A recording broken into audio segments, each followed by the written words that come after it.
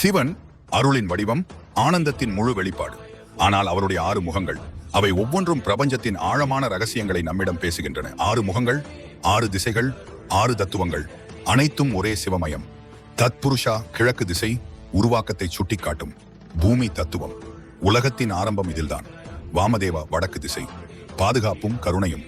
தண்ணீரின் சக்தி சத்யோஜதா மேற்கு திசை, ஞானமும் பிரம்மத்தின் உண்மையும் காற்று தத்துவம். ஆகோரா தெற்கு திசை, அழிவும் மாற்றமும் சுத்திகரிப்பும் நெருப்பின் சக்தி. ஈசானா மேல்நோக்கு முகம், ஆன்மீக விழிப்பு, பரம்பொருளின் ஆனந்தம், ஆகாய தத்துவம். அதோமுகம் கீழே நோக்கிய மறைந்த முகம், அறியாத பரம்பொருளின் ரகசிய முகம். இந்த சக்தி முருகன் பிறக்கவே தோன்றியது. சிவனின் 6 முகங்கள் 6 உணர்வுகளுக்கான வாசல். அழிவு, படைப்பு, ஞானம், கருணை, ஆனந்தம், அனைத்தும் ஒரே உருவத்தில். இது உங்கள் கல்வெட்டு கதை, தமிழரின் ஆன்மீக சிந்தனையின் சத்தமில்லா அறுவடை.